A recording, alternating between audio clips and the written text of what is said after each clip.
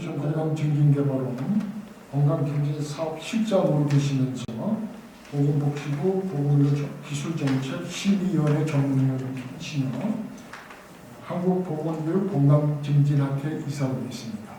발제 부탁드립니다. 그 내용을 보시면 먼저 현황 보여드리고, 그리고 보건교육사가 2010년에 이제 1을 시작해서 이제 10년 됐습니다. 그래서 지금까지 10년은 어찌 했고 또 앞으로는 어떤 식으로 발전해야 될까라는 성과와 과제에 대해서 말씀드리고, 그리고 향후 추진 과제를 말씀드릴까 합니다. 추진 배경은 짧게 말씀드리겠습니다. 앞서서도 많은 분들이 얘기해 주셨습니다. 그 사전 예방적 건강정신을 끌어다니는 전환이라고 많이 얘기하고, 이전에도 그랬고 19년부터는 복지부 장관님께서도 첨언하신 바 있습니다. 그래서 하단에 보시면 결국에는 개인의 건강생활을 실천을 유도하고 또 건강 위험 요인을 관리할 수 있는 건강 증진 분야에 대한 그 국민들의 전문 요구도는 계속 증가했고, 역시 또 이런 전문가에 대한 요구도도 증가했습니다. 특히 올해는 아까 이주혜 교수님도 얘기해 주셨지만 이 건강 증진, 건강 정책에서 가장 중요한 10년의 계획이 국민 건강 증진 종합 계획입니다. 2030을 준비하고 있고요. 아마 올해 12월에 발표가 될 텐데요. 이렇게 정책 방향이 전환되고 또 새로운 국면을 맞게 되어 특히 이 건강증진 분야의 전문가 요구도는 계속 증가될 수밖에 없습니다. 두 번째입니다. 계속 말씀해주신 포스트 코로나, 위드 코로나의 대응이 필요합니다. 특히 뭐 뒤에서도 계속 말씀을 드리겠지만 비대면 건강증진 서비스가 활성화되고 있고, 또 아무래도 비대면으로 하다 보니 현재 건강 형평성의 문제도 있었지만 정보의 격차, 디지털의 격차가 결국엔 건강의 격차로 이루어지기 때문에 이렇게 생애주기별 또 대상의 특성에 맞는 서비스의 제공이 필요하고, 이는 보건교육사에서도 해결해야 될 문제라고 생각합니다. 그럼 보건교육사의 현황을 좀 보시겠습니다. 뭐 법으로 정해진 바로는 이제 보건교육사는 국민 건강 증진 및 보건교육에 관한 전문 지식을 가진 자라고 정의를 하고 있고요. 2010년으로 배출이 됐습니다. 이 표를 제가 굳이 가져온 이유는 보여드리고 싶은 거는 이제 총 11회까지 진행이 됐는데요. 거의 연간 한 이제 1회를 제외해놓고는 1,500명 정도 응시를 하고 있고, 그 중에 한 합격률은 뭐 70에서 50% 정도까지 됩니다. 여기서 좀 주목하고 싶은 건 자격증 발급이라 하면 실제로 시험을 보고 그리고 뭐 발급을 할 수도 있고, 발급을 하는 건 증빙이 필요하기 때문이에요. 증빙이 필요하다 하면 이제 어떤 기관에 취업을 하거나 아니면 뭐 공무원 시험을 보거나 했을 때는 보건교육사다라고 하면 시험에 합격된 것뿐만 아니라 이 자격증이 발급이 돼야만 확인을 할 수 있기 때문에, 그러면 시험을 본 사람들이 모두 발급을 받아야 되는데 보시면 60% 정도 됩니다. 그러니까 이 나머지 40%는 사실 불필요하거나 모를 수도 있겠죠. 그렇다면 아직은 어딘가에 현장에 들어가지 못했다라고 생각할 수 있기 때문에 이 문제에 대해서는 앞으로도 지속적으로 좀 관심을 가져야 된다고 생각합니다. 현황은 잠깐만 소개를 시켜드리면 다들 잘 아시겠지만 아까 말씀드린 대로 제도 시행 이제 10년이 됐고 10년 11년째를 맡고 있습니다. 그리고 12회 시험은 코로나로 인해서 내년에 이제 1월에 시행될 예정이고요. 제도적으로 좀 변화가 있었던 건 작년입니다. 지역보건법 개정 활동을 통해서 보건교육사 최소 배치 기준이 신설됐고요. 보건의료인력지원법이 제정돼서 인력의 양성이나 자질에 좀 더 도움이 됐습니다. 뒤에 별표가 있으니 이건 참고로 설명드리겠습니다.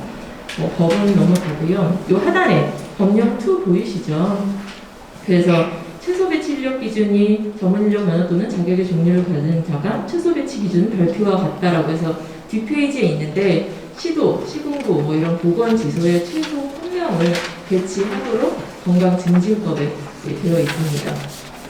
그리고 보건의료 인력지원법에 보시면 실제로 이제 지역보건법에 따라서 보건소, 보건의료원, 보건지소에 배치될 수 있는 사람에 대해서 규정을 하고 있는데요. 그 상단에 있는 그 내용이 그것입니다.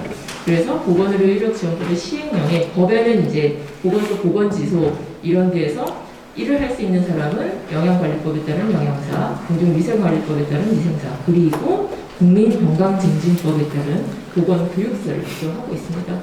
그 외에는 이 지역사회 보건소에서 건강증진 사업을 이제 지역사회 통합 건강증진 사업에서 총 13개의 건강증진 사업이 돌아가는데요. 여기서도 보건교육사를 권장하고 있습니다. 그럼 지금까지의 10년 어떤 것들이 있었고 또 앞으로의 10년은 무슨 일을 해야 될지 좀 보시겠습니다. 저희가 이 경력심사, 그러니까 2급, 이제 3급에서 2급 승급자들을 대상으로 저희가 서류를 받으면서 여러 가지 설문조사를 한번 해봤는데요. 이 보건교육사가 실제로 필드에서 어떤 활동을 할까라는 좀 질문을 해봤습니다.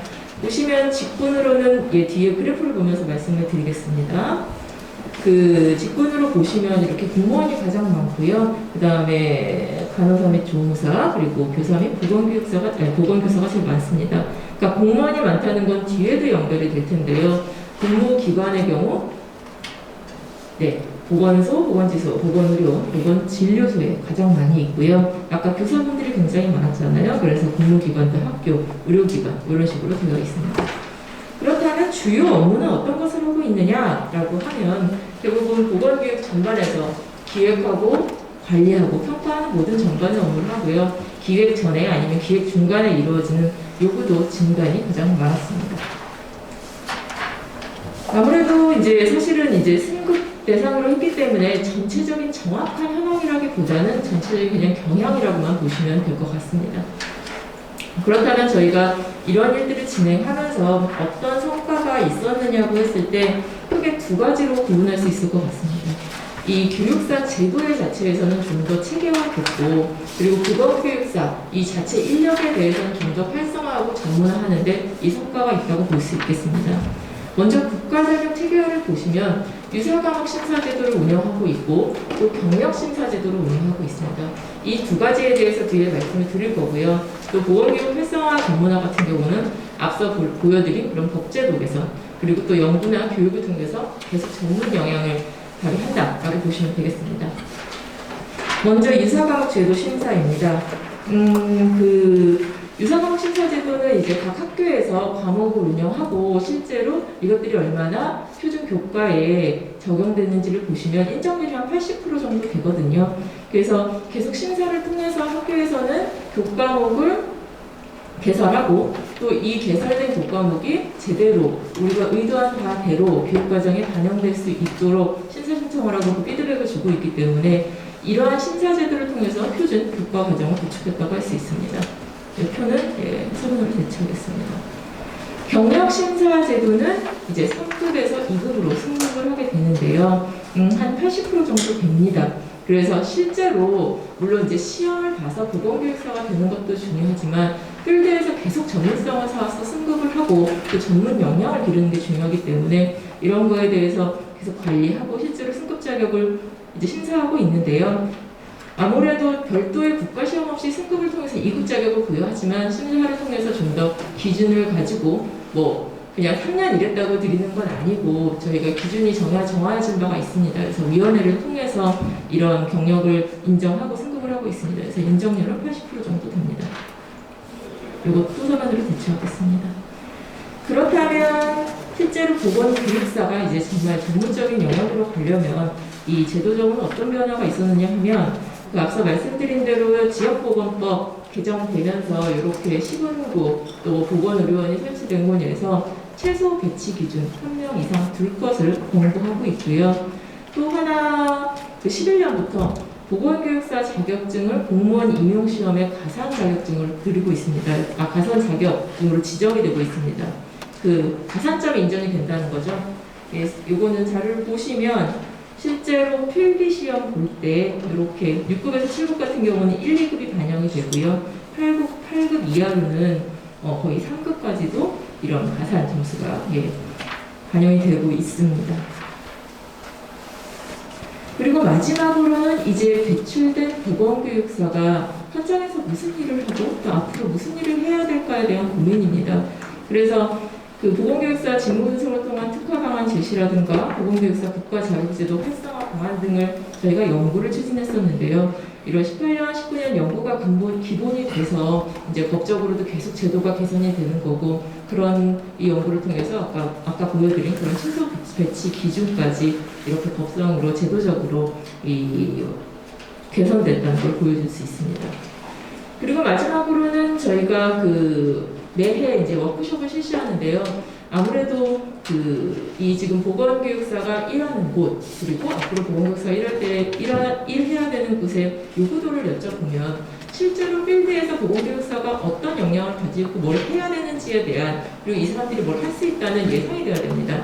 그렇기 때문에 그런 요구도에 부응하여 저희가 교육을 만들고 워크숍을 하고 있습니다. 그래서 19년도에는 현장 중심의 역량 강화를 했고, 올해 20년에는 온라인으로 했습니다. 그래서 포스트 코로나, 미드 코로나 시대에서 보건교육사 역할 및 역량 강화를 교육한 바 있습니다.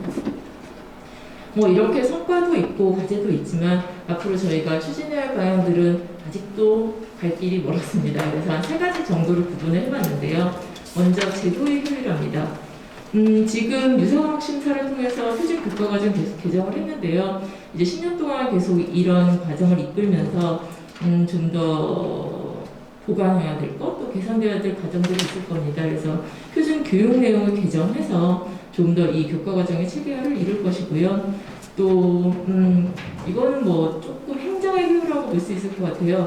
자격증 발급을 지금도 수기로 발급하고 있었는데 내년부터는 온라인 자격증으로 이 서비스 개선해 주시면 됩니다. 그렇다면 물론 현장에서 필요한 것 같아서 이제 좀 더 수요에 부응할 수 있을 것 같고요. 또 보건교육사 자격관리 개선 같은 경우에는 현재 심사가 모두 서류로 이루어지는데 조금 더 전문적인 심사 기준, 또 현장의 의견을 반영할 수 있는 것으로 개선하고자 합니다. 두 번째로는 역량의 전문화입니다. 사실 이 제도 개선도 물론 기반이 되는 굉장히 중요한 얘기지만 사실 역량의 전문화가 보건교육에서 가장 핵심이고 필요하다고 생각됩니다. 건강증진, 만성질환, 질병 예방에 관한 제도적, 행정적 기반을 갖춘 보건교육사의 활용이 필요하다고 생각하고요. 현장 수요에 맞춘 보건교육사가 필요하다고 생각합니다. 앞서서 말씀하신 헬스 리터러시 이런 것도 사실 HP 2030에 실제로 건강정보 이해력 향상이라고 해서 아예 과제로 들어가 있고요. 또 이번에 다들 아시겠지만 이 보건교육사가 지금 활동하고 있는 지역사회 이 건강증진 사업이 사실 올해 3월에는 아예 공문으로 내려갔었어요. 건강증진 사업 하지 말라고. 그랬다가 7월부터 탄력적 운영을 하시오라고 해서 실제 어떤 사업들이 일어나는지를 좀 확인해 봤는데 대부분 건강증진 사업을 하세요. 전화로 상담하는 경우도 있고요. 그러니까 방문 같은 경우 방문 건강증진 사업 같은 경우는 찾아가야 되는데 유선 전화 드립니다. 전화 드리고 필요한 내용 드리고 또 예전에는 교육했던 것들 건강 꾸러미라고 해서 직접 필요한 물품들을 배달해 드리고 온라인으로 소통하고 있습니다. 그렇다면 이런 시대의 변화에 맞춰서 또 건강증진 변화에 맞춰서 보건교육사도 좀 더 역량을 갖춰야 될 거라고 생각하고요. 앞서 말씀드린 저희가 보건교육사가 1급, 2급, 1급이 있습니다. 그렇다면 급수에 적합한 역량이 있을 텐데요. 그 역량을 어떤 것인지 또 직무는 어떤 것인지 좀 더 규명을 하고 그 역량과 그 직무에 따라서 좀 더 교육 방식이나 또 교육 콘텐츠도 달라져야 될 거라 생각합니다. 이게 마지막입니다. 앞서 소개시켜드린 대로 이렇게 보건교육사는 발전해 왔지만 또 다른 뉴노멀 시대를 맞이하고 있습니다. 그렇기 때문에 앞서 말씀드린 대로 대면 서비스가 언택트 서비스로 확대되면서 좀 더 저희도 발빠르게 움직여야 되고요. 이번에 시행하는 사업 중에 그런 게 있어요. AI, IoT 어르신 건강관리. 뭐냐면요. 스피커, 노인들에게 AI 스피커, 그리고 활동 연계, 혈압 단계 다 나눠드리고 그 안에서 이제 교육이 이루어지게 된다면 물론 기반적으로는 여러 가지 인프라를 드리는 거지만 그 안에 교육 내용 또 그 안에 노인들의 건강 관리를 하는 것들 콘텐츠의 기획은 보건교육사들이 해야 될 일이라고 생각합니다. 이렇게 여러 가지 IoT, 디지털 기기와 함께 콘텐츠가 맞물릴 텐데요. 그런 것들의 기획 능력, 또 평가, 관리하는 게 필요하다고 생각하고요. 이런 것들은 점점 저희가 사업뿐만 아니라 또 연구 이런 걸 통해서 좀 더 특화 영역을 발굴하고 또 근거를 마련할 수 있도록 하겠습니다. 저희 한국건강증진개발원은 보건교육사 업무뿐만 아니라 이 지역사회 건강증진 사업 또 정부의 정책을 지원하고 있습니다. 그렇기 때문에 보건교육사가 좀 더 이 현장에서 요구도에 적합한 직무를 수행할 수 있도록 앞으로 여러 가지 정책을 좀 지원할 것이고요. 또 오늘 이렇게 좋은 얘기 해주시는 대로 저희가 또 여러 가지 얘기를 반영하도록 하겠습니다. 이만 발표를 마치겠습니다. 감사합니다.